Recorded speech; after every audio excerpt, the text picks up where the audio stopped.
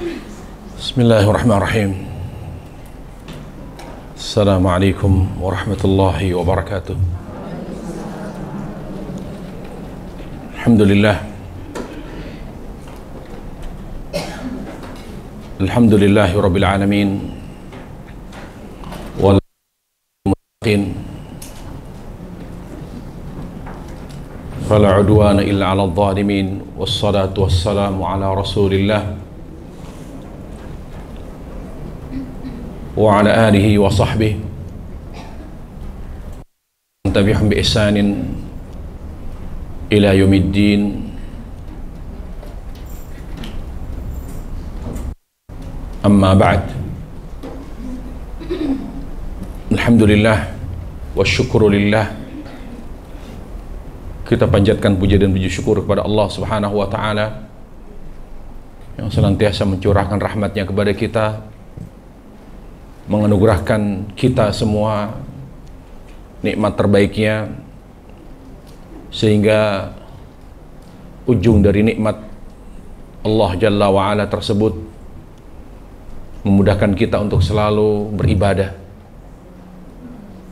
dan menjalankan ketaatan kepadanya Subhanahu wa ta'ala. Kita mohon kepada Allah Azza wa Jalla agar kita senantiasa diberikan nikmat hidayah, diberikan taufiknya, dan diberikan nikmat sehat, sehingga kita bisa selalu bermanfaat dengan umur kita untuk senantiasa mendekatkan diri kepadanya Subhanahu wa ta'ala. Pada majelis kita pada hari yang berkah ini, dari kajian kitab Riyadhus Shalihin, kita akan membahas bab yang ke-34, yaitu bab berwasiat secara khusus untuk bab al-wasiyah bin nisa, yaitu bab wasiat secara khusus atau nasihat secara khusus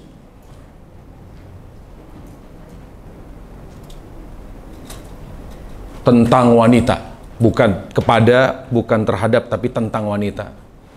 Jadi sebetulnya bab ini lebih tepat untuk laki-laki. Jadi mohon, apakah yang hadir dicatat, nanti disampaikan ke suaminya, kepada anaknya yang sudah berumah tangga, atau yang sudah hadir terlanjur datang, ya mendingan pulang sekalian. Karena memang kajian ini khusus buat laki-laki. Bagaimana perintah Allah dan Rasulnya untuk berlemah lembut terhadap wanita. Makanya bab al-wasiyah bin nisa, bab nasihat dalam kurung kepada laki-laki tentang wanita. Allah Subhanahu wa ta'ala hadir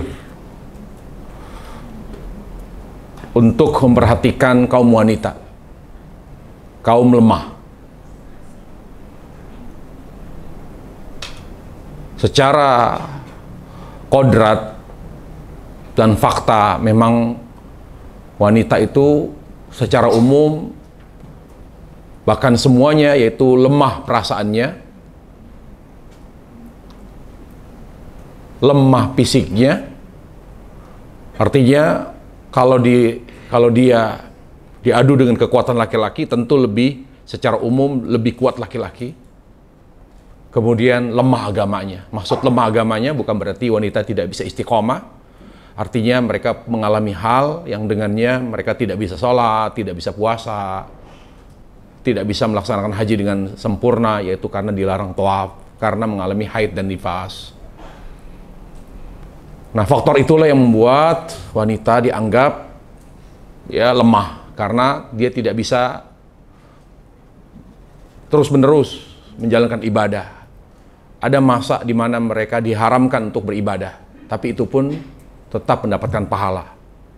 Jadi kalau wanita tidak sholat di saat haid, bukan berarti dia tidak mendapatkan pahala sholat. Pahala sholat jalan terus, tapi di situ diuji ketaatannya kepada Allah Subhanahu wa ta'ala. Di mana kehadiran Allah untuk menjaga wanita agar senantiasa sesuai dengan kodratnya. Allah berfirman, dan ayat ini Allah arahkan kepada laki-laki, khususnya kepada para suami, wa'ashiruhunna bil ma'ruf. Gaulilah, bermuamalahlah. Al-mu'asyarah yakni al-musahabah, yaitu bermuamalah. Jadi Allah tabaraka wa ta'ala mewajibkan setiap laki-laki yang memiliki istri harus siap bersikap lembut, harus menjadikan muamalahnya, interaksinya dengan istrinya bernuansa kelembutan. Itu harus. Jadi siapapun laki-laki yang akan berumah tangga, baik itu orangnya keras kepala, orangnya emosional, orangnya penyabar, semuanya sama, kewajibannya sama. Kalau sudah punya istri, dia wajib ini bersikap lembut, wajib berlemah lembut terhadap istrinya. Kenapa? Karena ini perintah Allah, wa'ashiruhunna bil ma'ruf. Kalau belum bisa lembut, ya harus segera belajar. Harus segera belajar. Tidak bisa istri memaklumi sifat dan karakter suami. Kalau dia bilang, ya gimana, saya orangnya keras, dari kecil saya didik keras oleh orang tua, ya nggak bisa, ya kamu harus terima saya apa adanya, nggak bisa. Manusia bisa berubah sifatnya, binatang pun bisa dirubah. Orang yang mengatakan, saya nggak bisa lembut begitu sama istri, karena memang lingkungan saya keras, didikan saya dari kecil keras. Dengan alibi seperti itu, dia ingin tetap tidak merubah sifatnya yang keras menjadi lembut, maka itu adalah kesombongan. Bukan ketidakmampuan, tapi sombong para jamaah. Kata Nabi alaihissalam, al-kibru batul haq. Sombong itu menolak perintah Allah, menolak kebenaran yang datang dari Allah dan Rasulnya. Dan ini harga mati. Harus, mau tidak mau, laki-laki itu harus lembut sama perempuan. Harus. Kalau tidak mau dan tidak sanggup lembut, tidak boleh ada perempuan di sekelilingnya. Karena wanita itu syarat dengan kelemahan. Makanya Allah bilang, wa'ashiruhunna bil ma'ruf. Kamu harus bisa bermuamalah dengan istrimu dengan ma'ruf. Di antara hal yang ma'ruf, karena ma'ruf, apa arti ma'ruf? Ma'ruf lawan dari mungkar. Ma'ruf itu yang diperintahkan oleh syariat dan diakuinya. Itu ma'ruf. Yang diperintahkan oleh syariat dan diakui. Itu ma'ruf namanya. Jadi kalau diperintahkan dia ma'ruf. Di sini Allah Jalla wa'ala memerintahkan untuk lemah lembut. Berarti ma'ruf. Berarti ya kasar, galak, bengis terhadap istri, itu namanya mungkar. Namanya mungkar. Apa itu mungkar? Yang dilarang oleh syariat. Ma naha syar'an. Wa ankarathu. Mungkar itu sesuatu yang dilarang oleh syariat dan tidak diakui, tidak dilegalkan. Nah, dalam hal ini adalah kewajiban berlemah lembut terhadap istri. Baik, kemudian bagaimana Allah juga hadir? Ya, saya semalam ini baca, yang tadinya saya agak sedikit nggak mau ngalah sama istri, lama-lama, iya juga ya. Berarti selama ini saya salah. Subhanallah, lihat. Orang tuh kok banyak belajar. Banyak baca, belajar. Oh, berarti saya harus banyak. Insya Allah kebaikan itu ketika kita mengikuti dalil. Ya. Nanti kita akan sampai kepada pembahasan itu. Ayat yang kedua, perhatikan. Tadi surah An-Nisa ayat 19, sekarang surah An-Nisa 129. Allah berfirman, "Walan tastati'u an ta'dilu bainan nisa'i walau harastum.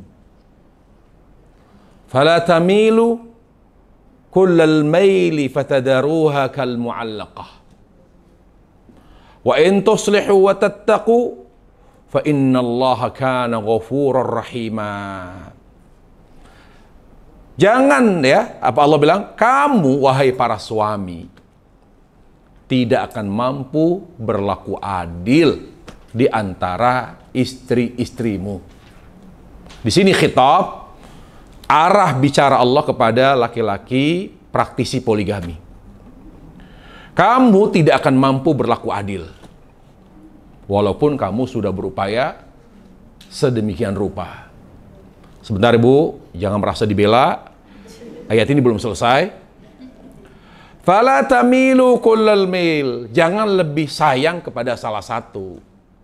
Jangan lebih cenderung kepada salah satu. Fatadaruha kal mu'allaqah. Yang lain kamu gantung, kata Allah. Ayat ini artinya siksaan yang paling besar terhadap pasangan ketika dia digantung. Digantung apanya? Statusnya. Dicerai tidak, ya, tapi sebagai suami istri juga tidak berlaku. Tidak ditunaikan kewajiban. Jadi gak jelas apakah masih berstatus suami istri atau sudah dicerai. Ini hukumnya haram. Menggantung status seorang wanita sebagai istri haram.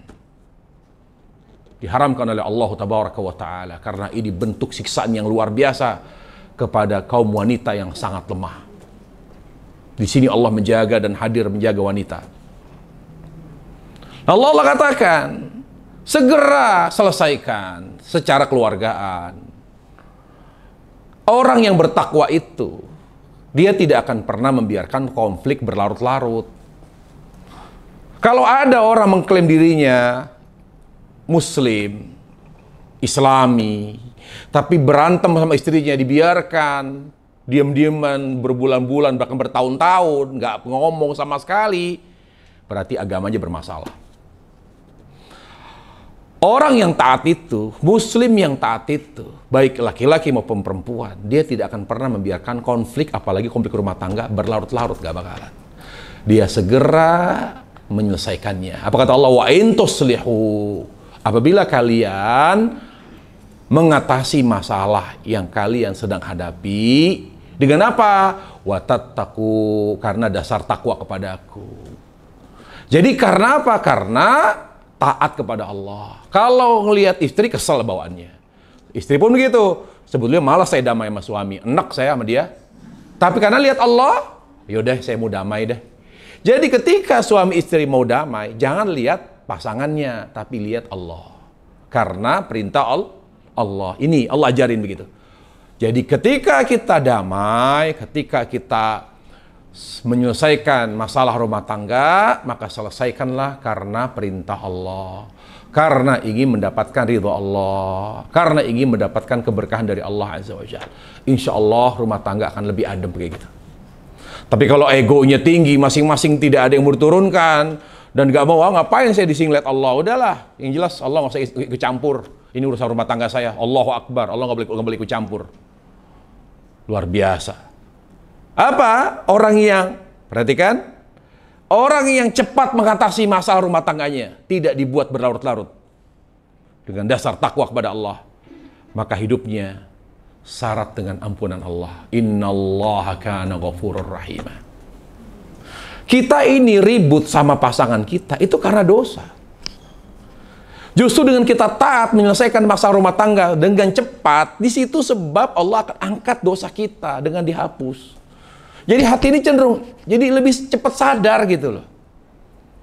Faktor egois, faktor gengsi, faktor apa itu akan hilang.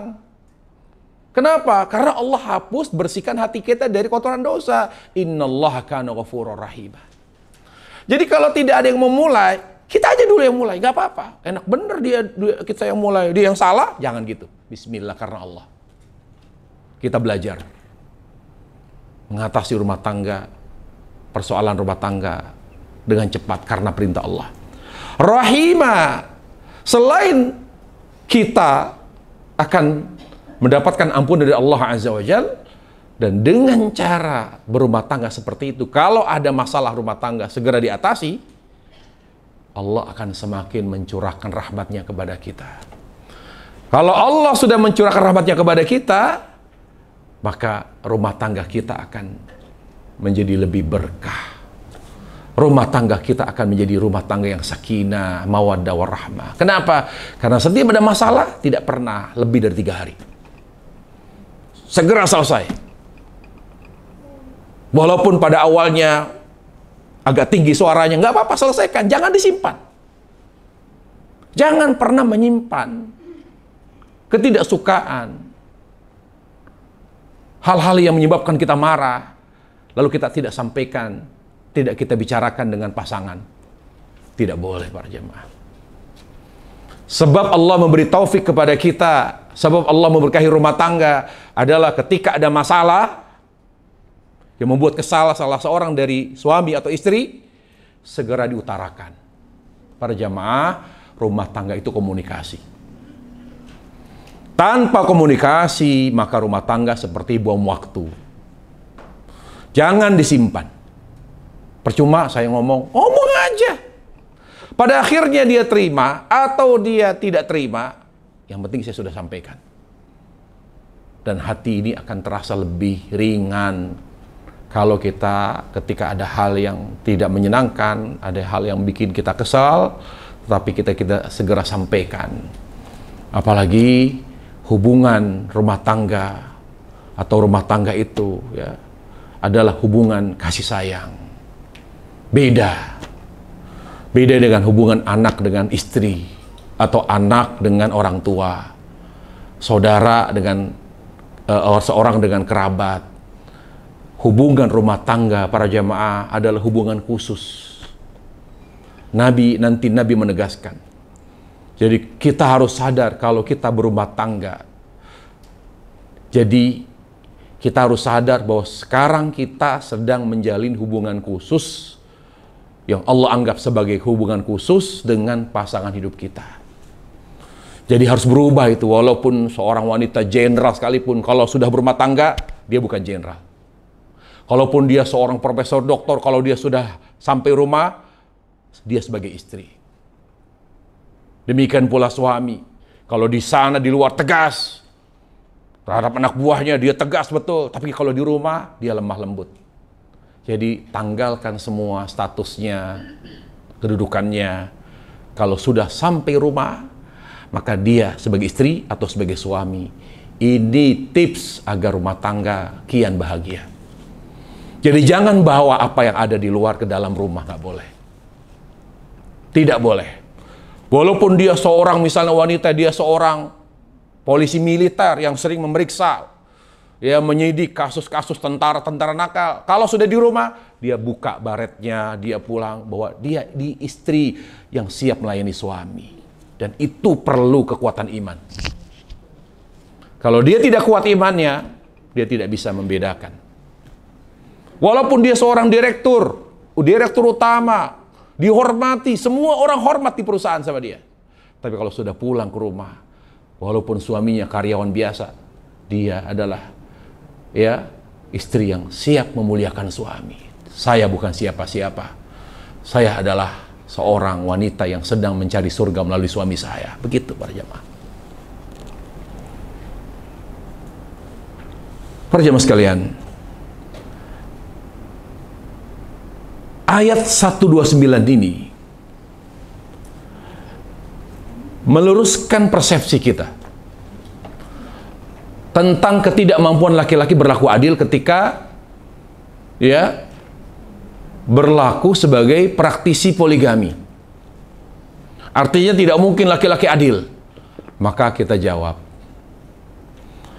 kalau memahami ayat, pahamilah ayat secara utuh. Jangan sepenggal-sepenggal. Ya, banyak faktor yang membuat yang mengharuskan kita melakukan beberapa hal agar kita tidak salah paham dalam memahami ayat. Di antaranya adalah jangan memahami ayat tidak secara utuh. Perhatikan, Allah katakan, kalian wahai para suami tidak akan pernah mampu berlaku adil terhadap istri-istrimu. Artinya Allah meniadakan ketidakmampuan, meniadakan kemampuan suami berlaku adil bukan dalam segala hal. Dalam hal apa? Fala tamilu, yaitu dalam urusan hati. Karena Allah jelaskan setelah itu, fala tamil, maksudnya jangan, tamil itu kecenderungan hati. Jadi jangan kamu lebih sayang kepada istri yang lain, lebih cinta yang lain, tidak begitu cinta. Jadi yang dinafikan oleh Allah adalah kemampuan berlaku adil secara hati. Artinya sulit itu. Sayang semua bohong. Pasti ada yang lebih disayang, ada yang lebih dicintai. Itu maksud dari ayat ini, suami tidak mampu berlaku adil. Tapi urusan nafkah bisa. Bisa. Jadi gak akan mungkin laki-laki berlaku adil. Dan itu banyak perempuan ngomong kayak gitu. Udahlah, gak usah poligami. Kamu tidak akan berlaku adil. Allah aja bilang begitu kok. Salah. Yang Allah tiadakan adalah ketidakmampuan laki-laki berlaku adil secara hati. Dan itu pun dialami oleh Rasulullah SAW. Di mana faktanya Nabi lebih sayang siapa? Aisyah. Apakah berdosa Nabi? Tidak. Makanya Nabi alaihissalam dalam doanya mengatakan, ya Allah, maafkan hambaku ini ya Allah. Fa innaka tamlik wala amlik. Aku lebih sayang Aisyah. Dan aku tidak mampu berkuasa mengendalikan hatiku karena ini adalah milikmu dan tidak aku miliki. Apakah Nabi tidak berlaku adil berarti dosa? Tidak. Berarti yang diharamkan tidak adil dalam hal nafkah, dalam hal gilir, dalam hal tempat tinggal. Jadi yang wajib nafkah. Waktu gilir. Ya. Pakaian, termasuk tempat tinggal. Maskan. Ya. Dia harus adil dia. Tidak boleh seorang laki-laki berani berpoligami sementara dia tidak pernah memberikan malam kepada istri mudanya karena takut istri tua. Atau sebaliknya, sejak dia menikah lagi, dia tinggalkan istrinya yang pertama, anak dari yang pertama, istrinya yang tua. Hanya memberi nafkah saja, tapi lebih banyak tinggal dengan istri muda, haram hukumnya. Silakan dia zalim seperti itu. Tapi ingat nanti di hari kiamat azabnya pedih. Di mana Nabi alaihissalam bersabda, laki-laki yang tidak mampu berlaku adil terhadap istri-istrinya, nanti di hari kiamat dia akan jalan pincang. Itu baru muqaddimah azab para jemaah. Jadi apa yang ditiadakan? Ketidakmampuan secara hati. Dari sisi kasih sayang dan cinta. Tapi kalau untuk nafkah harus bisa. Dan itu tidak boleh jadi alibi laki-laki. Kata Allah, laki-laki nggak bisa adil. Jadi kalau saya kasih kamu sekian, yang lain sekian, ya wajar. Saya nggak mampu kok. Berarti Anda tidak usah poligami. Kalau Anda tidak mampu adil secara nafkah, ya kan? Ya kan saya nggak punya anak dari kamu. Dari sini saya dapat anak. Bertahun-tahun saya, puluhan tahun saya sama kamu nggak punya anak. Ya saya kasih terserah saya dong. Sementara dia sangat membahagiakan saya karena dia bisa memberi anak keturunan kepada saya. Jadi saya kasih berlebih. Makanya kamu kasih saya keturunan. Kasih keturunan. Bisakah kamu kasih saya anak? Terpuruklah jiwa seorang wanita. Laki-laki itu tidak perlu bicara tegas dengan wanita, bicara dengan pembicaraan yang begitu tajam, karena itu meruntuhkan jiwa seorang wanita. Makanya Allah bilang, berlemah lembutlah kamu secara lisan, secara verbal. Laki-laki yang bijak itu tidak semua yang ada di otaknya disampaikan kepada istrinya, itu nggak bijak gitu. Dia pengen ngomong, emang kamu bisa ngasih saya keturunan? Ya, ini di otak aja cukup, tapi dipikir lagi, difilter lagi. Ya udah, ya maafin saya ya, terus terang ya karena saya senang saya dapat keturunan dari yang ini, sementara kamu kan belum gitu. Jadi bahasanya itu harus hati-hati. Karena perempuan, sekuat apapun, perasaannya sangat sensitif. Apalagi kalau dia sudah tidak punya keturunan, lalu disinggung-singgung, nggak usah. Hal-hal yang bersifat sensitif tidak usah sering dibahas. Dia misalnya hidupnya susah dari kecil. Ya kamu kan dulu hidupnya susah, jangan dibahas, jangan diungkit. Itulah kecerdasan seorang laki-laki. Dia tidak mampu memberi keturunan, belum ngasih anak, sementara dua-duanya tidak ada masalah secara medis. Terus dia bilang, ya nambah ya, boleh nggak saya nikah lagi? Kan kamu belum bisa ngasih anak, kan kamu belum ngasih saya keturunan. Jangan dibahas, nggak usah dibahas, nggak usah disampaikan, nanti dia akan tersinggung. Apalagi di saat dia haid, musibah ini. Kalau saya ketemu laki-laki itu, saya akan ketok kepalanya. Kenapa? Harus tahu wanita itu ketika menyampaikan hal-hal yang bersifat sensitif itu sangat menyakiti hati dan perasaan dia. Inilah tujuan membahas bab ini. Berlemah lembutlah kamu secara verbal, secara perilaku dan tindakan terhadap wanita. Ya, jadi kembali kepada ayat An-Nisa 129. Jadi Allah itu meniadakan ketidakmampuan atau meniadakan kemampuan laki-laki berlaku adil, yaitu dalam hal kasih sayang. Kalau dalam hal nafkah, memberi waktu gilir, memberi tempat tinggal, memberi sandang, pangan, papan, itu mampu. Kalau tidak mampu, tidak usah poligami. Poligami itu tidak benar mutlak, hukumnya sunnah, nggak betul itu. Makanya kata ulama, poligami itu hukumnya berputar seputar hukum taklifi. Apa itu hukum taklifi? Hukum yang berlaku bagi muslim. Artinya, ketika hukum taklifi itu ada 5, ada haram, ada makruh, ada wajib, ada sunnah, ada mubah, maka kita urut. Poligami bisa haram. Bisa haram dia, jangan berdalih sunnah. Kapan poligami itu haram? Ketika seorang laki-laki tidak punya kemampuan memberi nafkah. Sama satu istri saja, dia sudah sangat kewalahan. Banyak ketidakmampuannya memberi nafkah dengan baik. Terseok-seok dia memberi nafkah kepada istrinya dan anaknya.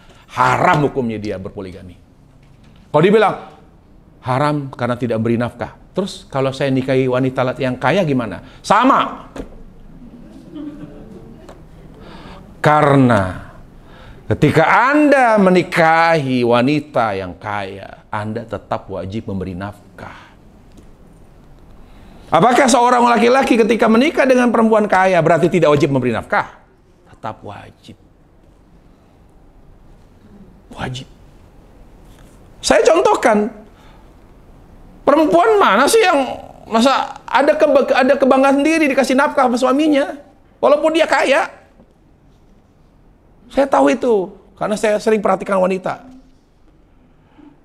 Walaupun dia mampu, tapi kalau nggak pernah dikasih, dia kayak statusnya nggak jelas gitu loh. Ada, saya contoh kasus ya. Ada seorang ustadz, ya ustadz tahfidz lah. Dia diam-diam menikah lagi. padahal rumahnya masih ngontrak. Allahu Akbar. Padahal dia tidak mampu memberikan tempat tinggal yang layak. Nyari kontrakan aja nggak mampu, sebulan 1 juta nggak sanggup. Sudah mau poligami. Saya berdoa agar dia tidak panjang umur sebetulnya. Kenapa? Nggak tahu diri gitu. Bikin malu poligami. Merusak citra poligami kayak gini. Akhirnya apa? Dia bertemu dengan dengan wanita yang sudah mapan. Jadi meninggal, dia janda, punya anak 2, diwariskan perusahaan sama suaminya. Jadi dia nggak pernah minta, Masya Allah. Pokoknya kalau bayaran di sekolah itu tidak pernah tersendat, lancar. Pokoknya bahkan sering nyumbang. Nah ternyata janda ini punya perusahaan. Sehingga cerita nikah. Nikah, ternyata si suaminya ini bisa selama ini ngasih nafkah ke istri pertama 1,5 juta. 1,5 juta, la haula wala quwwata illa billah. Kemudian yang kedua dikasih 1,5 juta. 1,5 juta. Padahal dari awal dia bilang, saya itu hanya butuh sandaran, saya nggak butuh uang gitu. Sebelum nikah, si yang kedua ini sudah bilang, saya hanya butuh sandaran, karena status janda itu riskan, kata dia. Di sosial itu, janda itu kayaknya gimana gitu, kata dia. Akhirnya apa? Saya mau menikah, hanya ingin mencari sandaran. Kalau saya bilang, cari sandaran, cari bangku aja. Kenapa harus nikah lagi dengan laki-laki yang tidak memenuhi syarat poligami? Tapi udah qadar Allah menikah. Sekarang akhirnya apa? Sekarang 1,5 juta dikurangi jadi 1 juta, itu marah-marah loh. Marah-marah. Udah sedikit dikurangi lagi, kata dia. Katanya cuma cari sandaran. Jadi, udahlah, dari fenomena yang ada seperti itu, fenomena poligami, maka kita simpulkan, kalau laki-laki tidak mampu memenuhi syarat berpoligami, akan lebih banyak mudorotnya kalau dipaksakan. Maka kalau dia paksakan, jatuhnya maksiat, haram. Jadi poligami juga selain haram bisa makruh, bisa wajib. Siapa yang wajib poligami? Suami istri nggak punya anak, sudah puluhan tahun, istrinya sudah menopause. Dia setia betul, pengen punya anak si suami ini. Coba selalu kalau dia singgung istrinya, mah boleh ya saya nikah lagi? Enggak, saya nggak ikhlas, saya nggak mau diduakan. Lah terus gimana kita punya anak? Kamu kan udah nggak haid lagi. Nggak mau saya nggak mau. Wajib, sementara dia uangnya alhamdulillah ada, kemampuan materi ada. Kalau dia tidak nikah hanya karena menjaga perasaan istrinya, dia berdosa. Kenapa? Dia punya kemampuan. Dia baik. Kadang-kadang perempuan egois juga tuh. Makanya hukum bukan hukum Islam juga, hukum sosial juga. Kalau sama istri yang kayak gitu, jangan minta izin tapi minta maaf. Ya karena kalau izin nggak diizinin. Wallahi para jemaah, saya punya teman kasihan sampai saat ini, nggak punya anak. Karena dia menikah sama perempuan yang lebih tua. Lulusan S2, UI, dia umurnya sudah mendekati 40 tahun waktu itu dinikahi. Sementara dia seangkatan dengan saya. Ya waktu itu umurnya masih 25 waktu itu. Bayangkan 36 nikah sama 25. Terus nikah, gak punya anak. Sampai istrinya tidak haid lagi, menopause, izin nikah, tidak diizinin. Kayak gimana kayak gitu? Tidak nikah. Kemana suaminya pergi, dia ikut terus. Diintilin terus. Takutnya nyari, kata dia. Lah, ada aja. Ada yang begini, ada yang begitu, macem-macem. Luar biasa rumah tangga itu. Maka saya bilang, kamu wajib nikah. Apalagi ibunya dibilang, kamu harus, emak hanya pengen cucu dari kamu. Udah mak dari yang lain aja. Dari kamu. Karena dia anak pertama. Berarti itu perintah ibu, kamu wajib taat. Nikah lagi. Gimana istri anak nggak ngizinin? Ya nggak pernah ngobrol izin, minta maaf aja udah. Saya bilang saya marah karena saya nggak didengar sebagai temennya. Marah saya. Saya bilang ya terserah. Sampai detik ini belum punya anak juga. Sementara anak kita udah SMA, udah mau kuliah, dia belum punya anak, bayangkan. Sedih kita kadang-kadang kayak gini. Jadi jangan terlalu lah. Jadi gini, terhadap poligami jangan dilarang. Ini sudah ketetapan Allah. Ya, jangan dibenci, jangan dilarang, jangan bersikap antipati. Tapi juga jangan kebablasan, dianggap poligami sunnah secara mutlak, itu nggak benar. Ya, baik. Kemudian, ya, ayat An-Nisa 19 dan 129 ini adalah dua ayat yang memberi pelajaran apa? Gak ada suami yang sempurna dan gak ada istri yang sempurna gitu loh. Karena Allah bilang apa? Hei para suami, berlemah lembutlah. Kenapa Allah merintahkan suami berlemah lembut sama istri? Karena mereka lemah. Lemah perasaannya, lemah pikirannya, mikirnya jauh gitu. Kadang-kadang ngomong ini, kok tega ya suami saya, pikirnya yang terlalu jauh. Karena lemah jiwanya, lemah pikirannya, lemah fisiknya, makanya nggak boleh suami sampai mengeluhkan KDRT, nggak boleh. Makanya kata Nabi alaihissalam, jadi suami itu tahu diri, kata Nabi. Lihat bahasanya tegas Nabi. Jadi suami itu tahu diri, pagi digebugin, malam ya digauli. Berarti nggak tahu diri, kata Rasulullah SAW. Apa kata Rasulullah? Ya'midu atau ya'madu ahadukum fayajlidu imratahu jaldal ab. Jaldal ab. Kemudian kata beliau sallallahu alaihi wasallam, ya, fala'allahu yudhaji'uha fi akhir yaumi. Pagi jadi cambuk seperti mencambuk seorang budak. Digebugin kayak gebugin maling. Tapi malamnya digauli. Gak tahu diri suami seperti itu, kata Rasulullah SAW. Perempuan itu lemah. Gak usah digebugin, dengan kata-kata aja itu udah sakit itu. Tapi mungkin ada perempuan juga pakai kata-kata gak cukup dia. Ya ada juga memang. Tapi Nabi mengajarkan kita, ya, bahwa hubungan rumah tangga itu hubungan khusus. Harus coraknya kasih sayang. Misalnya gini, kalau udah bicara sayang, coraknya dasarnya kasih sayang, mukul, jangan gitu kamu. Lembutnya lembut, mukulnya cuma bentuk teguran, bukan buak begitu.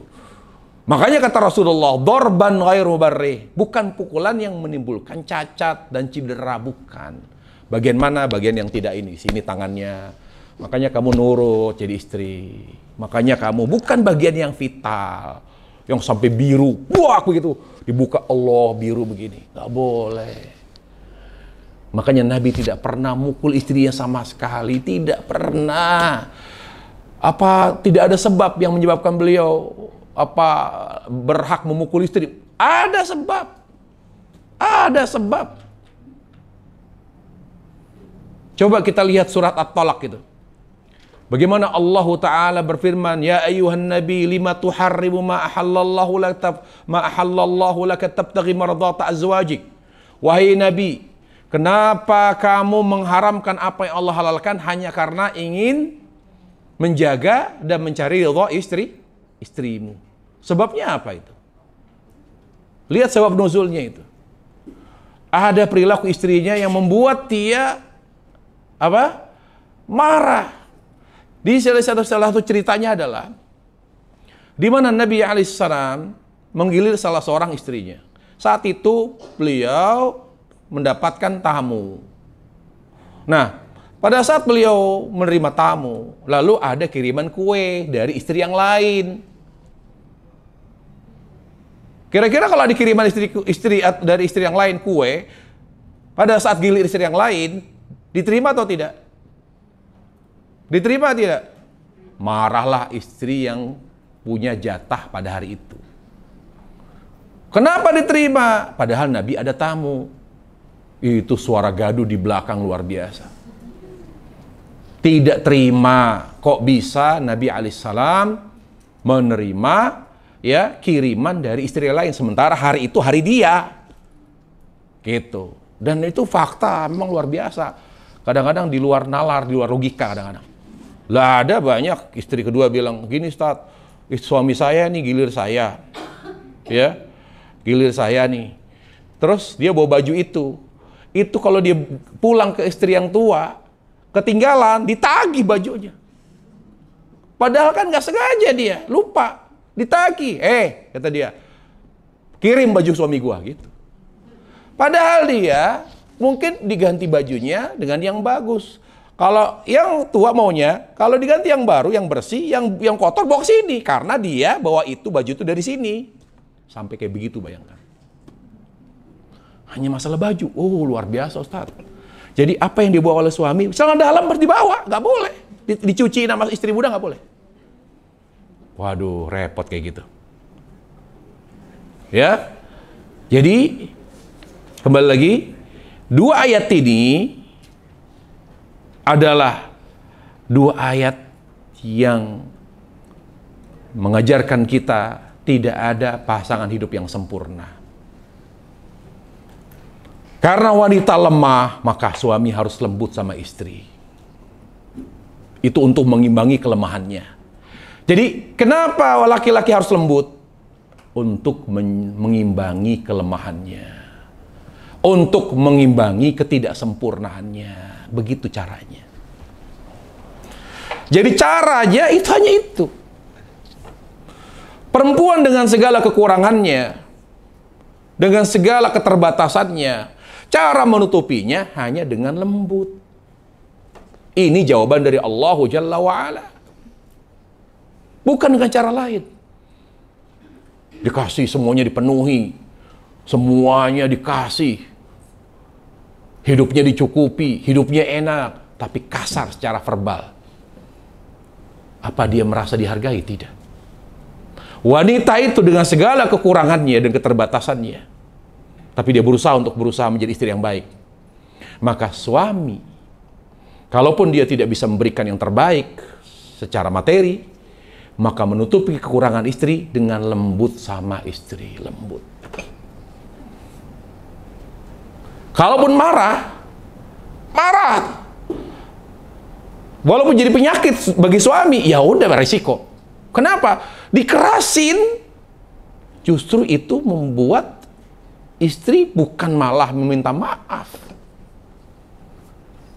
bukan malah menyelesaikan masalah, marah, dimaki, dibentak karena kesalahannya fatal.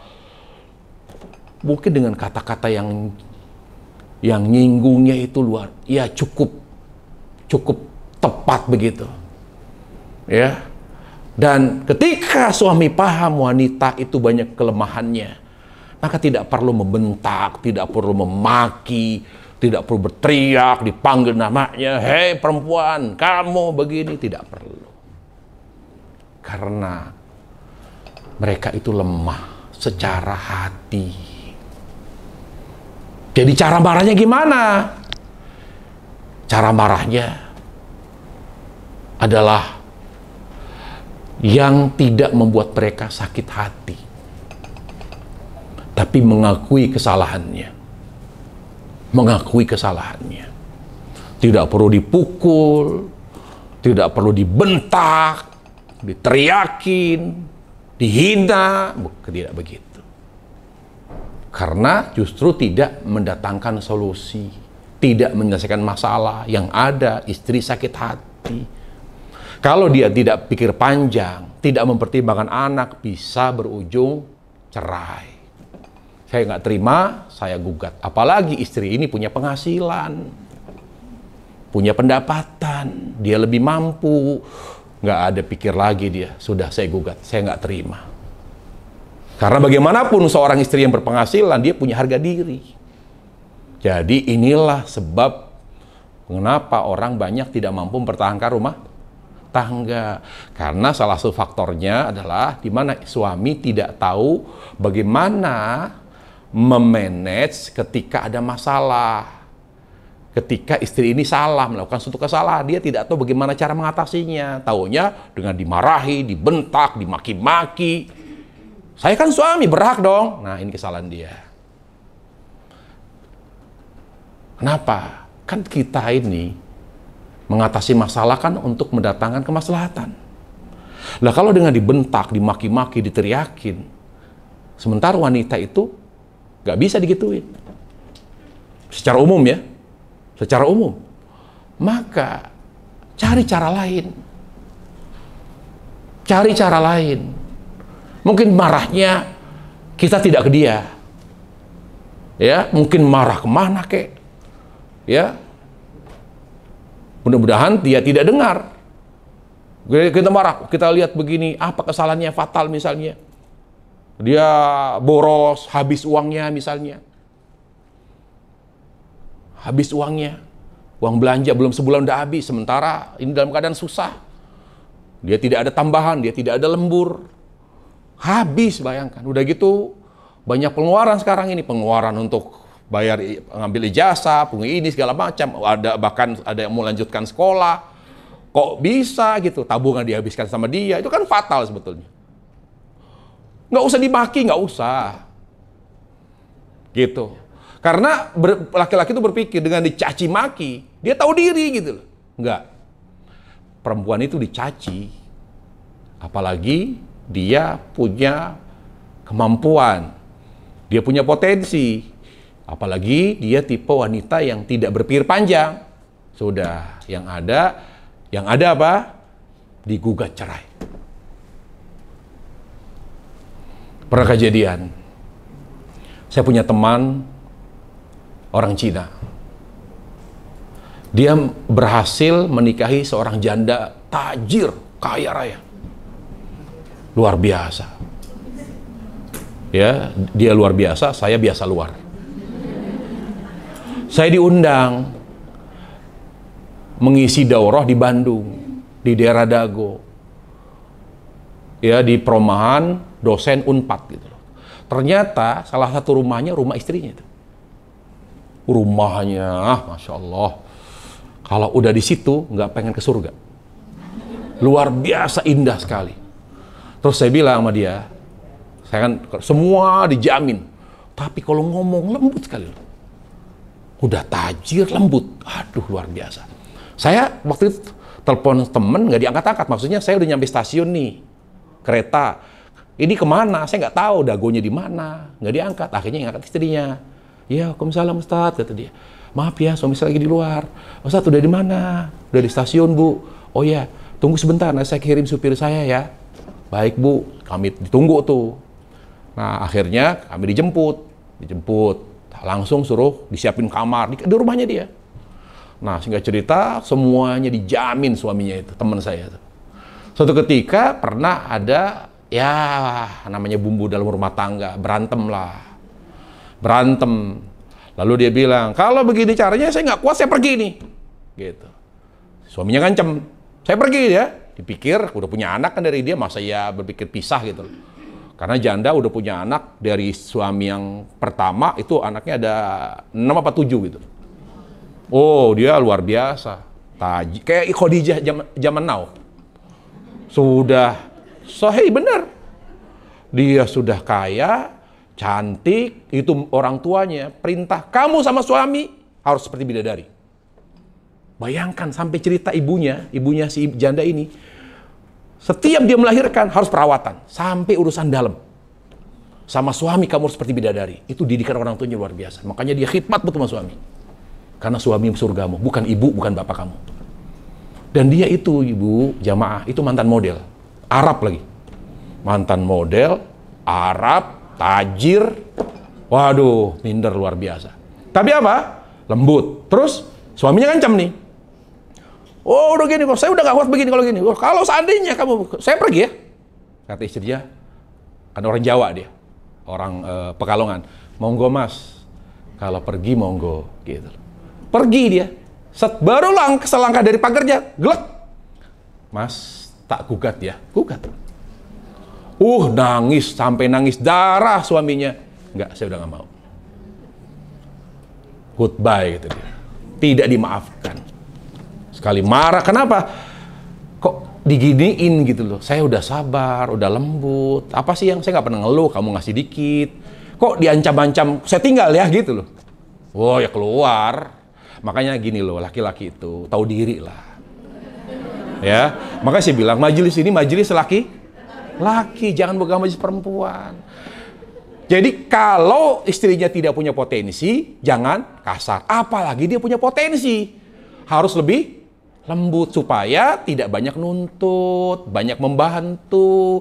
Perempuan tuh gak ada yang sempurna seperti bidadari. Jadi kalau ada masalah, dia punya kesalahan, atasi dengan penuh kelembutan, kekeluargaan, penuh kasih sayang. Karena perempuan kalau sudah sakit hati, apalagi tidak punya pikir panjang, ujungnya dia akan minta gugat cerai. Dia akan khulu dia. Sampai detik ini. Akhirnya nikah lagi si mantan suami teman saya ini nikah lagi sama, tapi beda. Dulu mah bajunya 1 kilo, wanginya luar biasa, 1 kilo loh. Wah, semua parfumnya, rambutnya, sampai dijamin sama istrinya. Itu setiap hari ke salon, perawatan, mandinya bukan mandi air, bahkan mandi susu itu. Tapi subhanallah, dia salah. Memperawat istrinya itu dia mungkin berlebihan dengan kata-kata yang terlalu menyakitkan. Dia bingung, dia bilang sama saya, kok tega ya? Ya kamu nggak tahu diri, saya bilang. Perempuan, sesempurna apapun dia punya kelemahan. Makanya Allah wa'asyiru bil ma'ruf.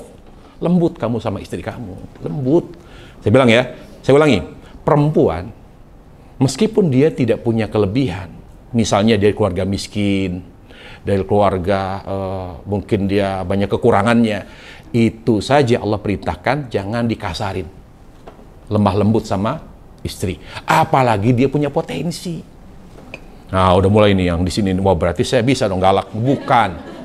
Artinya tetap muliakan suami, tapi ingatkan, sedia payung sebelum, bang, saya ini keluarga kaya loh bang, gitu loh. Saya ini masih laku loh bang.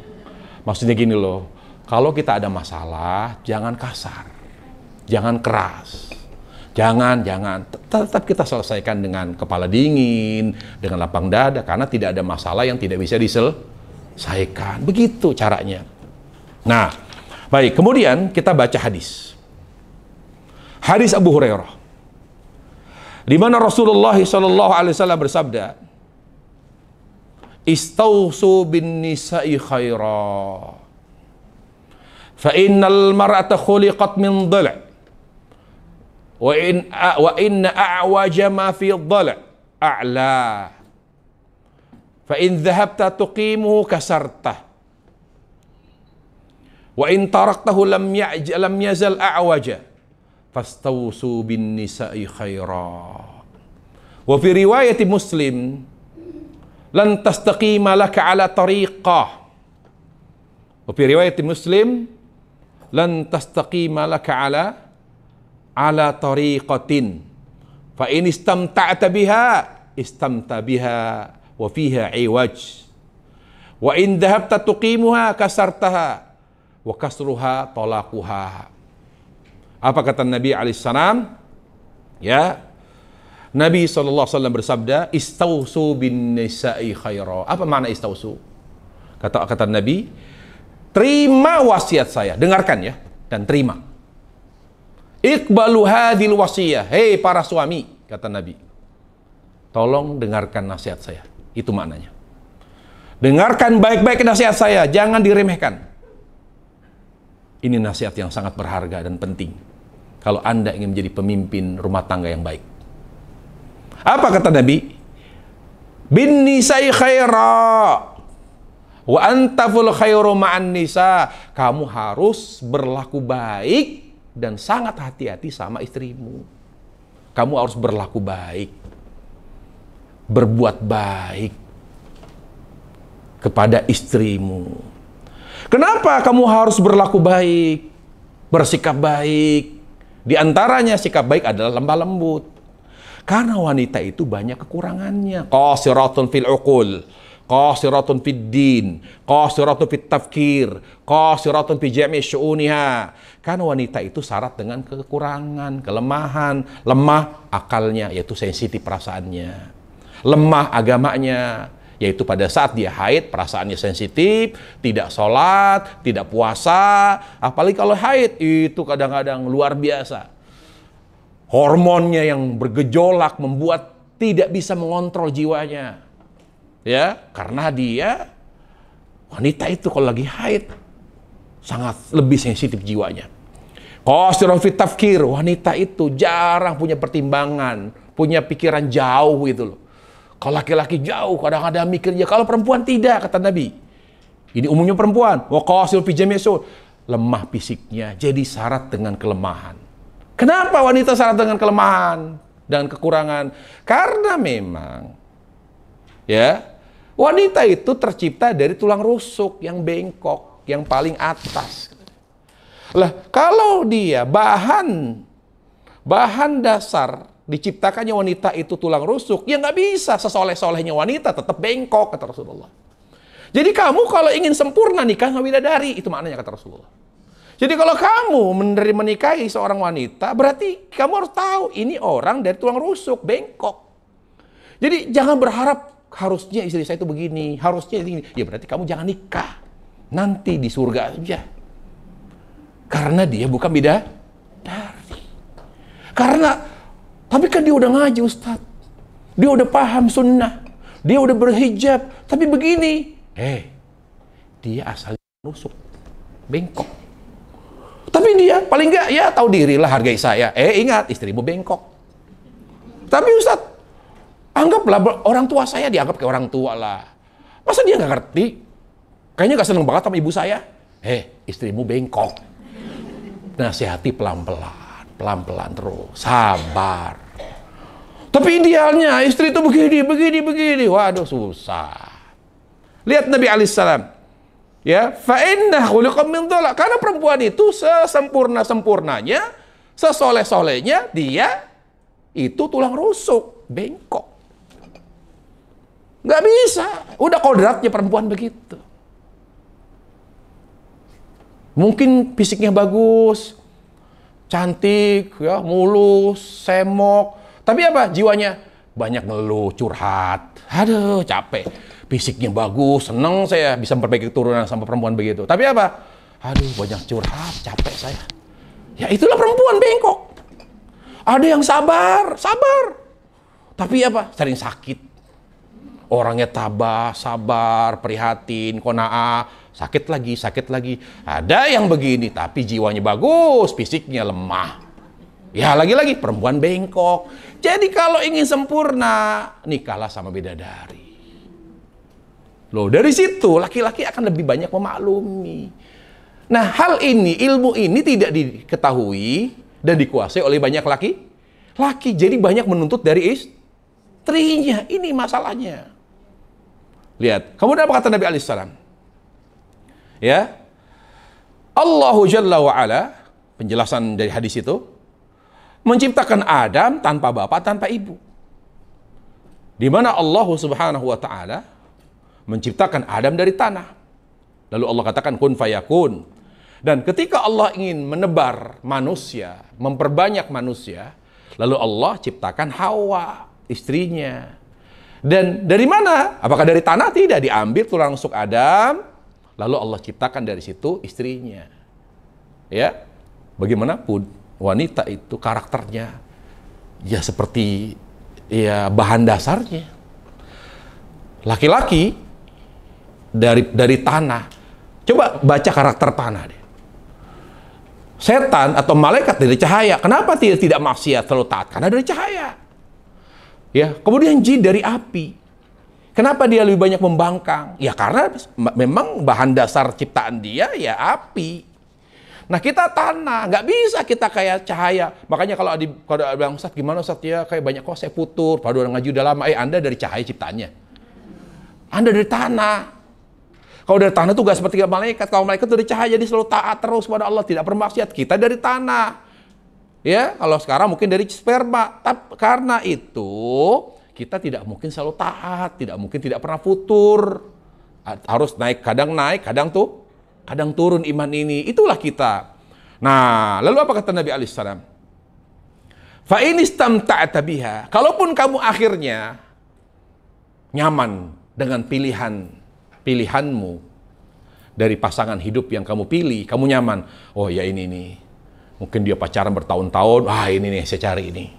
Fa in istamta'ta biha, ketika kamu sudah nyaman dengan pilihanmu, Ingat kata Nabi, istamta biha wa fiha iwat. Bagaimanapun yang kamu pilih itu, yang sudah kamu sortir, kamu perhatikan kekurangannya apa, kelebihannya apa. Oke, saya tahu, saya kenal dia dengan segala sifatnya. Tetap dia tulang rusuk yang bengkok. Tulang rusuk yang bengkok. Ketika berubah, ya tulang rusuk. Makanya Bu, kalau ada perubahan atau ada hal yang mengecewakan, tidak memuaskan suami, maka ingatkan, Mas, Bang, saya ini susah jadi istri yang baik betul, yang sempurna, susah. Kenapa? Karena saya ini dari tulang rusuk kamu. Gitu. Jadi maksudnya ya diselesaikan dengan lemah lembut, dengan baik-baik, nggak usah dibentak, nggak usah marah-marah. Saya pengen banget loh, ya. Tapi ya itulah perempuan. Disinilah harus selalu dinasihati, ada siraman rohani, ada pencerahan. Makanya rumah tangga itu tidak hanya berdasarkan materi, tapi harus berdasarkan agama. Karena rumah tangga itu ibadah. Tanpa agama, tidak akan pernah berkah rumah tangga. Harus dengan ilmu, berdasarkan iman kepada Allah Subhanahu wa Ta'ala. Ya. Kemudian, dalam penjelasan terhadap hadis, fahiya qasiratun bimuqtadha jibillatiha wa tabi'atiha. Jadi kodrat wanita itu ya lemah, banyak kekurangannya. Jadi kalau seorang laki-laki mencari wanita yang sangat sempurna, dia tidak akan pernah menikah. Karena wanita itu syarat dengan kekurangan. Lalu apa kata Nabi? Fa idza dhahabta tuqimuha. Kalau kamu pengen membuat istrimu benar-benar soleha, pokoknya kamu itu, kata Nabi apa? Ini kata Nabi ini, wanita soleha itu, kalau suami datang, tidak pernah cemberut. Senyum terus. Idza nazarta ilaiha, saratka. Kalau kamu lihat, pandang dia selalu senyum. Ada nggak perempuan kayak gitu? Dalam keadaan kesel, marah sama suami datang, senyum gitu. Ada nggak? Lihat kata Nabi, wanita solehah itu setiap dipandang suami dalam keadaan ada masalah, tidak ada masalah, tetap senyum. Ada nggak perempuan kayak gitu? Baik. Kemudian apa? Wida amar tahataatka, nggak pernah membantah setiap kali disuruh. Tidak pernah membantah. Ada nggak perempuan kayak gitu? Ada tidak? Setiap disuruh, gini. Iya. Mah pijitin. Aduh, padahal lagi ngantuk, pegal. Iya, ambil ngantuk diurut, dipijitin suami. Kadang-kadang suami nggak tahu diri, tapi dalam hati ngomong, tapi tetap nurut. Ya, kita udah ngantuk, udah ngorok perempuan, gitu. Mah bangun, ambil air hangat dong. Ya Allah, ya Rabbi. Kenapa nggak dia? Dia kan belum ngantuk, belum tidur gitu loh. Ya Allah, sementara saya baru capek kerja ini. Bangunin. Kan saya raja. Kan saya surgamu. Oh, dimanfaatin surga untuk manfaatkan istri. Ya udah ambil. Ada nggak sih istri yang selalu nurut sama suami? Ada nggak sih di sini? Yang di sini cuma jilbab doang, cadar doang. Di lapangan mah nggak kayak gitu. Baik. Yang ketiga, kalau ditinggal suami, kata Nabi alaihissalam, istri solehah itu tandanya dia jaga ya aib suaminya, aib rumah tangganya, dan dia jaga harta suaminya dan anaknya. Oke, kalau ini bisa kali, dijaga aibnya, aib suaminya mungkin bisa, dijaga anaknya bisa. Tapi jaga hartanya, bisa nggak dipakai sama sekali, nggak dipakai, ditelepon suami nggak diangkat-angkat, udah nggak berani saya pakai, walaupun butuh, mau pakai mau belanja, ya udah selama belum izin nggak dipakai. Ada nggak begitu? Dari tiga ini aja, sering nggak yang hadir di sini melanggar? Lalu suami bilang, kenapa sih kamu cemberut? Kata Nabi, wanita soleh itu tidak pernah cemberut sama suami. Kita bilang, Bang,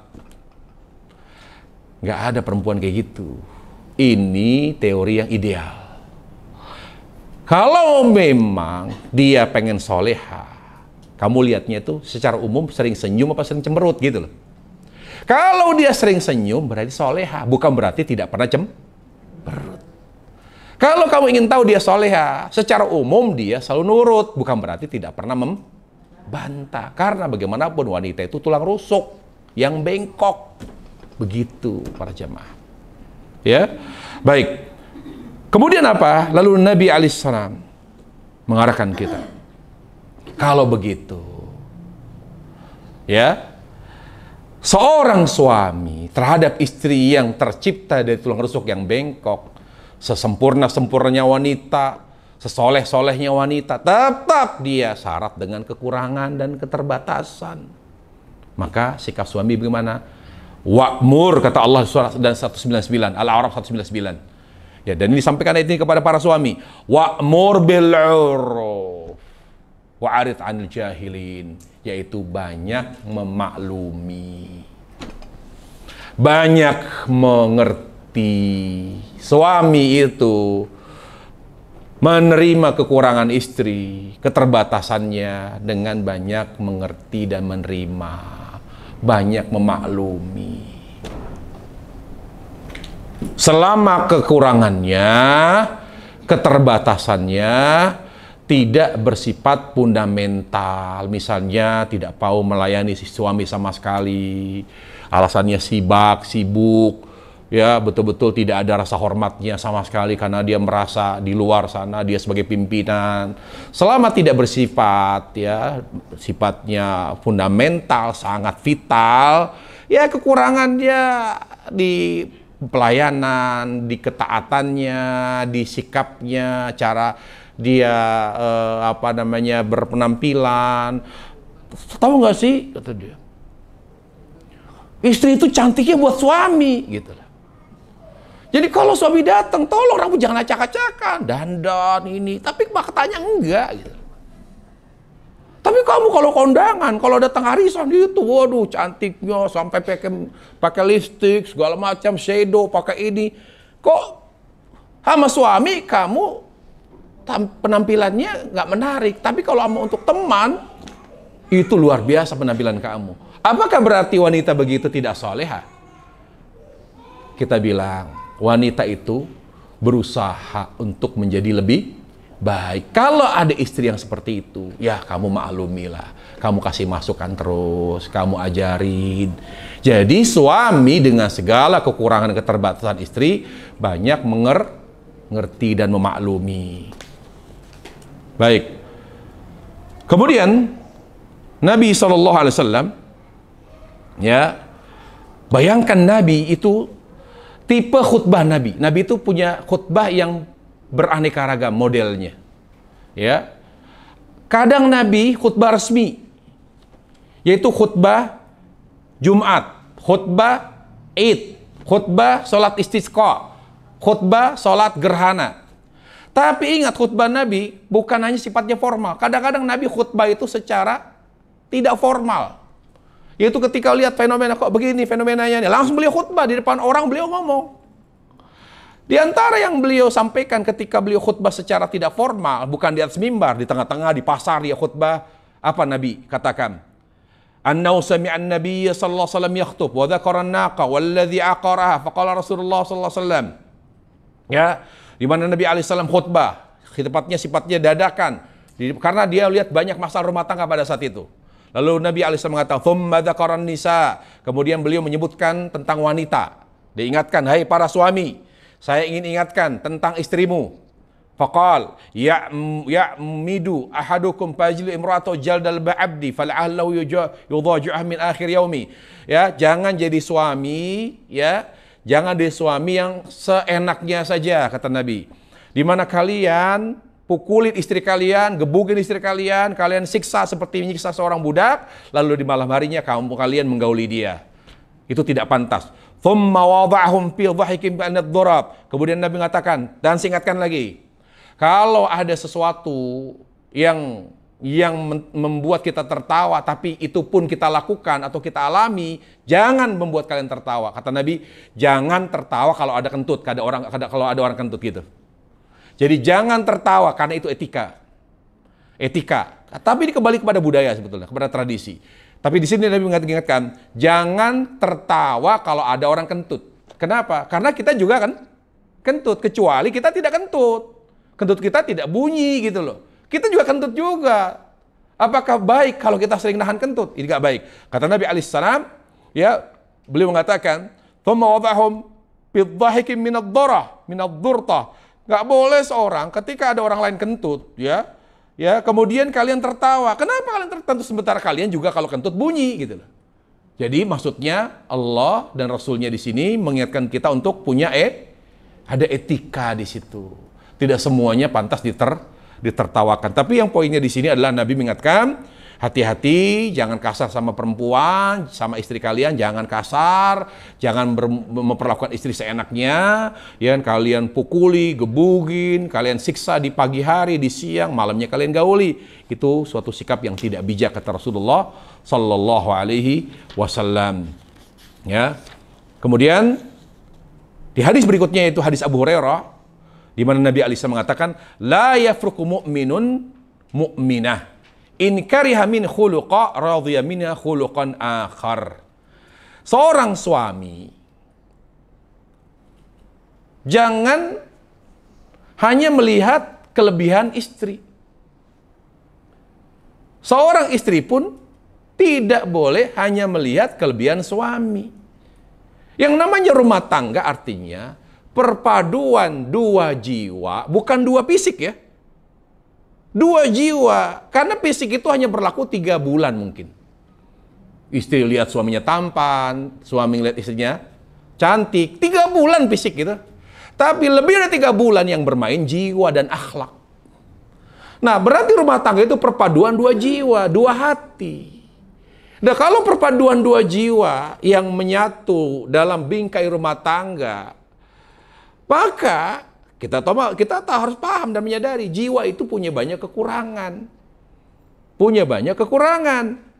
Jadi kita dalam menjaga keutuhan rumah tangga, untuk bisa menjaga hati tetap nyaman sama pasangan hidup dalam berumah tangga, maka jangan benci terhadap pasanganmu karena melihat kekurangannya. La yafruk, kata Nabi, la yubghid, jangan marah. Oh, kesal. Bertahun-tahun istri nggak bisa masak. Ya udah belajar. Dia udah coba nggak bisa, Ya udahlah, gimana? Dia udah coba, memang bakatnya nggak masak. Tapi lihat kelebihan dia. Oh, dia sabar, dia mau tanggung jawab, dia mau bantu suaminya cari maisha. Oh ya udah, alhamdulillah. Dia sama anak perhatian betul. Jadi jangan melihat demi mempertahankan rumah tangga, jangan melihat kekurangan dia.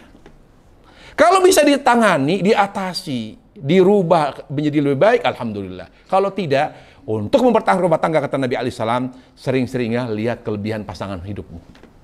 Jangan melihat kekurangannya. Kecuali kekurangannya bersifat fatal, ya. Kalau ada yang kurang dari akhlak pasanganmu, mungkin misalnya banyak ngeluh, ya kita sabar aja, ingatkan sabar. Aduh, gak kuat saya begini ngeluh, atau apa begitu. Tetap kita lihat kelebihannya. Kenapa kita disuruh sering melihat pasangan hidup kita kelebihannya? Agar ada keseimbangan. Agar ada stabilitas. Bagaimana caranya? Kata ulama, yang undur ayyuma aktsar. Gitu. Jadi gini, pasangan hidup kita kan tidak ada yang sempurna. Bagaimana kita tidak benci sampai hilang rasa sayang kita kepada pasangan hidup kita? Lihat pasangan hidup kita itu lebih banyak lebihnya apa kurangnya. Kalau dia lebih banyak kelebihannya, maka jangan hanya melihat kekurangannya. Berbeda kalau banyak kekurangannya. Jadi pasangan hidup yang kita harus hadapi dengan penuh kesabaran ketika dia seorang yang lebih banyak kelebihannya. Kekurangannya ada, tapi tidak begitu banyak. Tapi kalau pasangan hidup itu lebih banyak kekurangannya dan bersifat fatal, maka segera selesaikan.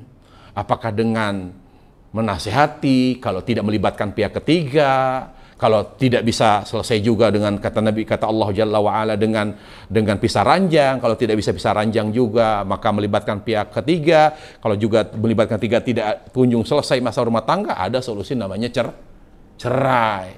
Tapi secara umum para jemaah, selama pasanganmu lebih banyak kelebihannya, lebih banyak keistimewaannya daripada kekurangannya, maka kita harus menjaga hati ketika ada masalah, ketika ada keributan dalam rumah tangga, segera ingat kebaikan dan kelebihan pasanganmu, begitu caranya.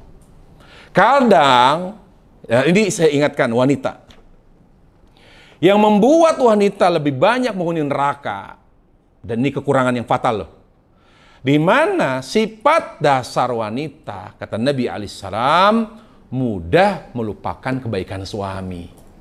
Mudah melupakan kebaikan suami. Disebutkan sebab wanita banyak menghuni neraka, kata Rasulullah SAW, hunna yakfurnal ashir. Kenapa banyak wanita menghuni neraka, kata Rasulullah SAW? Karena banyak istri, banyak wanita muslimah, ketika ada masalah dalam rumah tangganya, dia dengan mudah melupakan kebaikan suami. Lalu Nabi memberikan contoh. Ada seorang istri berumah tangga dengan suaminya selama setahun. Selama setahun itu selalu baik suaminya. Banyak kebaikan yang sudah ia berikan kepada istrinya. Di akhir tahun, kata Rasulullah SAW, suaminya melakukan satu kesalahan. Lalu apa kata istrinya? Kamu itu bukan suami yang baik. Dia lupakan kebaikan suami. Makanya para jamaah, ketika wanita punya sifat buruk rata-rata, mudah melupakan kebaikan suami, yang pertama, kuatkan iman. Jangan biarkan iman kalian, iman Anda lemah. Karena kalau lemah, maka sifat buruk itu muncul. Mudah melupakan kebaikan suami. Kuatkan iman. Bagaimana cara menguatkan iman? Selalu menuntut ilmu agama dan mengamalkannya.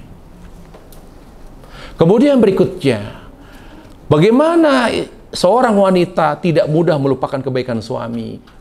Berteman dengan teman yang solehah. Tanpa teman, maka istiqomah seorang wanita itu berat, sangat berat. Di zaman yang penuh dengan kerusakan, keburukan seperti saat ini, tolong setiap wanita sekarang, wanita muslimah wajib punya teman yang solehah. Ketika dia melihat temannya, subhanallah, memuliakan suami, betul ya, jadi dia pengen gitu. Tapi ketika dia punya teman yang tidak solehah, dia berani membentak suaminya, dimaki-maki, dimarahin. Oh, boleh ya maki-maki. Padahal dia tidak pernah maki-maki, karena pengaruh temannya. Jadi teman itu penting. Kemudian, apalagi yang membuat dia tidak mudah melupakan kebaikan suami? Adalah takut kepada Allah. Harus ada niat di dalam hati. Niat ya, ditancapkan di dalam hati. Ya Allah, kuatkan diriku agar aku bisa menjadikan suamiku sebagai surgaku, ya Allah. Kalau itu tidak ditancapkan di dalam hati seorang istri, seorang wanita, maka tidak heran kalau dia mudah melupakan kebaikan suami, karena dia tidak menancapkan di dalam hatinya bahwa suaminya adalah surganya. Terakhir apa? Perbanyak istighfar. Setiap hari istighfar. Astagfirullah, astagfirullah. Sehingga sikap yang tidak baik itu tidak karena ditimbulkan oleh dosanya. Karena dia sebelum terjadi, dia sudah mengantisipasinya dengan banyak istighfar kepada Allah Subhanahu wa ta'ala. Para jamaah sekalian, Allah Subhanahu wa ta'ala, demikian mungkin kajian yang bisa kita bahas pada pagi hari ini. Mudah-mudahan bermanfaat. Wassallallahu wasallam wa barak alaihi Muhammad wa ala alihi wa sahbihi wasallam walhamdulillahi rabbil alamin. Mungkin di antara jamaah ada yang mau bertanya.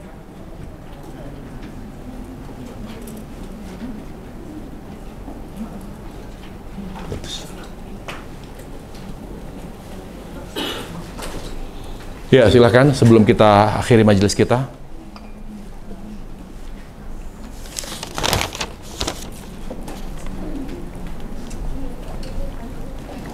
Silakan, karena insya Allah setiap pertanyaan akan kita rekam di YouTube dan nanti menjadi video singkat.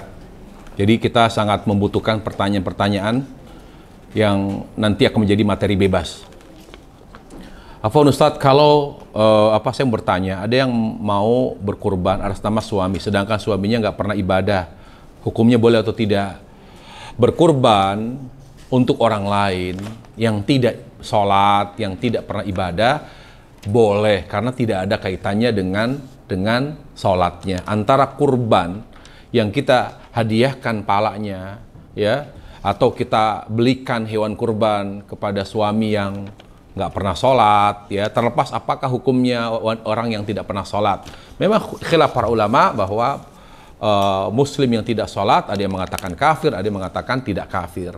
Kalau saya lebih cenderung tidak kafir, tapi dosanya besar. Dia terancam dengan ancaman yang sangat besar, sangat membahayakan kalau sampai mati dia tidak sholat. Bahaya para jamaah.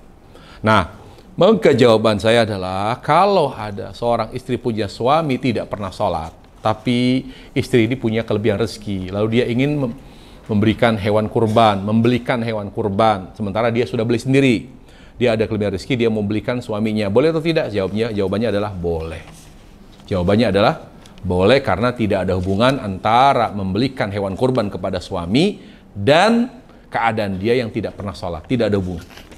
Tetapi ya bisa jadi dimanfaatkan momen itu untuk menasihati. Ini bang, masa saya belikan kurban, abang kurban tapi nggak sholat. Ayo dong bang sholat. Rumah tangga itu kan harus seperti surga, adem, teduh, sejuk. Terasa panas rumah tangga ini kalau ada yang nggak sholat, karena perilakunya mengundang neraka, mengundang azab.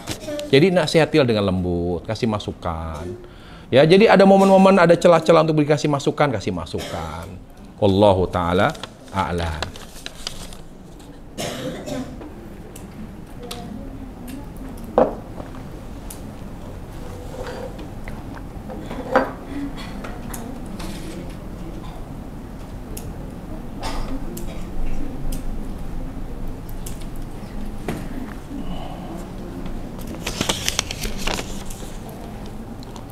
Ustadz, saya ingin bertanya di luar tema. Bolehkah berkurban sapi memasukkan nama ayah suami yang beragama kejawen? Kejawen itu kafir apa muslim sih?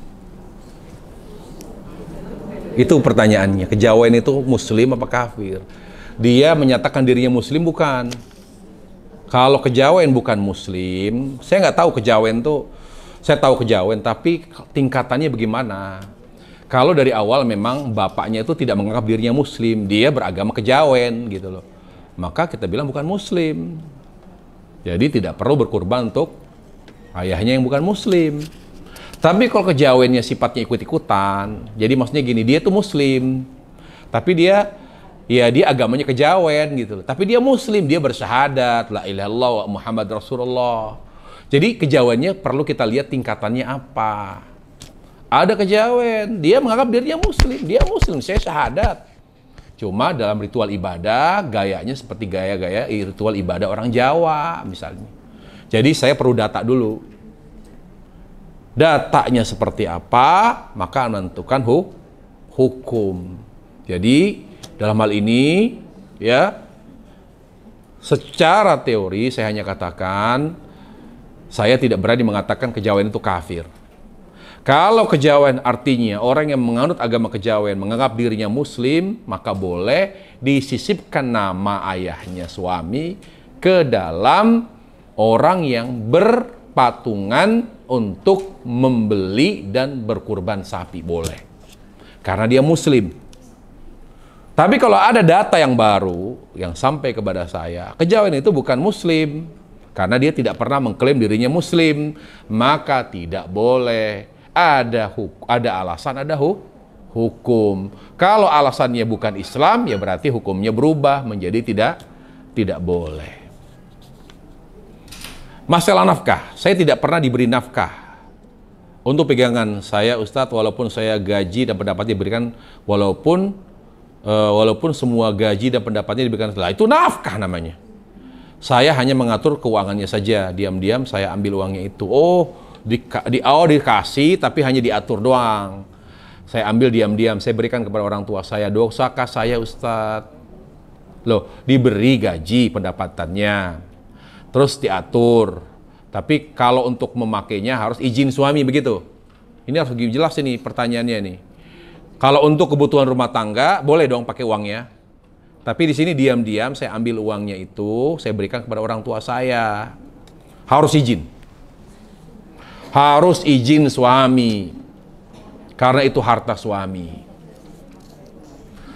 Ingat, seorang anak perempuan tidak wajib memberi nafkah orang tua. Yang wajib itu secara sosial itu anak laki-laki. Yang wajib memberi nafkah kepada orang tua itu anak laki-laki. Anak perempuan tidak. Kecuali si anak perempuan itu yang juga sebagai seorang istri, dia punya uang dari selain suaminya, maka dia boleh. Tapi idealnya pun izin suami, ngomong sama suami. Lah, kalau itu uang suami, pendapatan suami, gaji suami yang dipegang oleh istri, artinya itu uang suami, tidak boleh diambil secara diam-diam lalu diberikan kepada orang tua dengan dalih saya ingin berbakti. Tidak boleh. Boleh diambil, diberikan orang tua seizin suami. Kalau suami tidak mengizinkan, ya sudah terima. Saya nggak izinkan, misalnya, ya harus terima.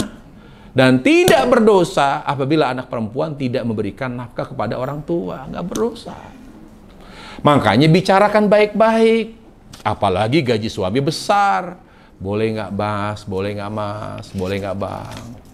Kita sedikit sisihkan, boleh nggak, dari hasil pendapatanmu tiap bulan untuk orang tua saya. Kan kamu tahu orang tua saya udah nggak punya pemasukan. Boleh dong, ngomong aja. Rumah tangga itu apa? Komunikasi, ngomong. Justru laki-laki itu kesel, segala sesuatu nggak ngomong. Tapi kalau ngomong salah, Ustaz, takutnya nggak boleh. Ngomong aja. Salah ngomong, asal ngomong, Mbak. Oh, duh. Suami itu, laki-laki itu. Kalau istri pandai merayu, itu dulu loh. Betul dia, Bang. Lembut ngomongnya. Tuh. Bisa gini, coba misalnya dia pengen suaminya ngerti. Gini loh Bang, saya mau ngomong apa? Kamu jadi suami yang pengertian kenapa sih? Gitu. Yang apa ya? Yang sayang itu orang tua saya. Orang tua saya kan orang tua kamu juga. Gitu. Saya tuh gimana ya? Saya lihat kamu tuh kurang pengertian orangnya. Kira-kira suaminya nerima nggak gitu? Ya nggak gitu juga cara ngomongnya. Ada perempuan didik dari kecil tuh bukan manja. Jadi kalau ngomong suami tuh kayak ngomong sama temen gitu. Kayak gitu. Mungkin ya suaminya teman SMP jadi dia mungkin. Teman SMA-nya dia, jadi kayak ngomong sama teman gitu loh. La haula wala quwata illa billah. Ngomong ngomong tuh yang enak gitu loh. Minta maaf ya, saya minta maaf. Gini, aduh. Saya selalu bilang, kalau ada perempuan bisa ngomong tuh yang enak, apalagi pada saat dia punya kebutuhan, punya ada keperluan khusus gitu ya. Masuk melalui terutama mana? Di tempat tidur. Boleh nggak ngomong? Boleh. Gini. Udah, tempat tidur tuh bukan tempat untuk hubungan intim saja, tempat untuk ngobrol. Mungkin di luar takut kedengaran anak, ya kan? Kalau berantem atau ada hal-hal yang kurang pas dari omongan. Di tempat tidur, di kamar sudah. Ngomong, begini. Saya tuh, kamu kan tahu orang tua saya begini. Boleh nggak kalau kita bantu? Kan insya Allah, kalau kamu sayang orang tua saya akan lebih sayang sama kamu. Kamu mau apa saya kasih, gitu ngomong. Apapun lah. Ya, jadi pokoknya ambil hati dia dengan cara. Jadi dia lama-lama, aduh, hebat istri saya. Dikasih serba salah saya posisinya. Nggak ngasih salah. Ya udah deh, laki-laki itu disiram sama kata-kata lembut, itu langsung kayak kerupuk disiram air. Wallah. Deh, bujuk rayu wanita itu dahsyat loh. Apa kata Nabi alaihissalam? Kata Allah, bahkan Allah bilang, inna kaidahunna azim. Bujuk rayu perempuan itu dahsyat. Sampai Nabi Yusuf pun kena bujuk kan? Nabi bayangkan kena bujuk. Jadi kenapa nggak dibujuk? Nggak, Ustaz, gengsi, ngapain bujuk? Udah kesal sama suami. Jangan. Berarti bujuknya pada saat lagi tidak kesal. Harus cari posisinya, cari waktu yang pas, ngobrol. Ya, dikasihlah apa kata-kata yang manis, yang lembut gitu ya. Insya Allah secara umum biasanya berhasil. Baik, saya kira itu ya. Ini sudah. Suami yang tidak menunaikan hak dan kewajiban terhadap istrinya, apakah istri tetap wajib melayani? Naam, tetap wajib.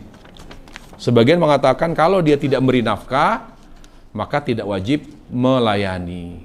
Tetapi wallahu a'lam, saya melihat di sini, kalau seorang istri tidak dinafkahi selama berstatus sebagai seorang istri, kalau dia tidak mau gugat cerai, ya tetap harus melayani. Karena statusnya adalah istri.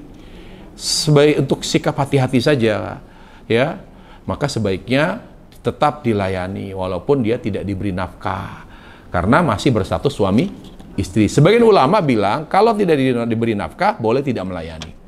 Ya silahkan, ada dua pendapat di situ tentang masalah istri, bagaimana sikap seorang istri kalau tidak melayani ketika dia tidak diberi nafkah. Jika suami tidak bekerja dan tidak berpenghasilan, tapi ketika istri ingin bekerja, selalu dilarang, sementara kebutuhan anak sekolah, kebutuhan sehari-hari, wow ini suaminya egois ini. Bagaimana hukum? Dia tidak kerja, suaminya pengangguran. Istrinya mau kerja dilarang. Kebutuhan semakin besar, anak-anak sudah makin besar, sekolahnya pun biaya tambah bengkak, kebutuhan sehari harus terpenuhi. Gimana Ustaz hukumnya? Apakah tetap taat wajib suami? Boleh tidak gugat cerai? Waduh, boleh banget. Kenapa boleh banget? Karena dia tidak beri solusi, ngelarang. Gini loh, saya ajarkan. Kalau melarang, kasih solusi. Dia tidak kerja, suami. Pengangguran, tidak punya penghasilan. Istri dengan rela, dengan ridho, ngalah. Ya udah, saya yang kerja. Nggak boleh. Terus kebutuhan anak-anak gimana? Kita ini, kalau udah punya anak, orang tua itu pikirannya ke anak. Sekolahnya, terutama pendidikan. Banyak orang tua sampai dia rela, ya, waktunya untuk anak, untuk pendidikan anak tuh luar biasa. Kalau udah pendidikan, itu kepala jadi kaki. Bahkan rela ngontrak, ya kan? Rumah, tapi dia ngontrak dekat sekolah anaknya. Kalau udah urusan sekolah anak, orang tua kayak orang gila, kayak nggak punya ini gitu. Udah nggak pikiran, udahlah, nggak ingat capek, nggak ingat lelah, nggak ingat jauh. Oh, ternyata setelah lulus anak nih. Selama bertahun-tahun, ternyata jauh juga ya sekolah anak saya. Baru sadar. Itulah hebatnya orang tua. Terus suami ini nggak solusi. Pokoknya nggak boleh. Terus gimana? Biaya gimana anak-anak sekolah? Ya tawakal aja kepada Allah. Kita bilang, berarti ini suami sangat tidak bijak. Kalau sudah disampaikan, Mas, kalau begini terus saya sulit bertahan ini kayak gini. Dan itu bertahun-tahun, tidak ada kepekaan, tidak ada kesadaran, tidak ada tanggung jawab, tidak ngasih ya uang untuk memenuhi kebutuhan, tapi juga melarang, tidak beri solusi. Di situ ada celah, ada kesempatan bagi istri. Kalau dia memandang cerai lebih baik, berpisah, maka silahkan. Daripada durhaka, suami ngelarang loh. Sekarang saya nggak mau cerai tapi saya tetap kerja. Durhaka nggak? Durhaka ibu. Karena suami melarang kerja. Tapi melarangnya tidak objektif. Dia ngelarang tapi tidak beri solusi. Ini kan bingung kan? Maka daripada ibu berdosa tetap kerja demi mempertahankan rumah tangga walaupun suami tidak mengizinkan, itu tiap hari dosa loh. Karena suami tidak mengizinkan. Maka solusinya adalah gugat. Atau sebelum gugat, libatkan pihak ketiga untuk bisa menasihati suami. Mungkin tidak cerai dulu, tapi ada pihak ketiga yang menasihati. Supaya dia sadar ketika dia tidak mampu beri nafkah, karena memang faktornya banyak sebab, banyak faktor, dia nganggur, dia sudah coba usaha gagal semua, yang nggak punya penghasilan, maka sikap bijaknya harusnya mengizinkan istri bekerja untuk membantu supaya bisa memenuhi kebutuhan sehari-hari, terutama kebutuhan pendidikan. Wallahu ta'ala a'lam. Demikian kajian kita akhiri majlis. Subhanakallah bihamdik, asyhadu an la ilaha illa anta, astaghfiruka wa atubu ilaik. Assalamualaikum warahmatullahi wabarakatuh.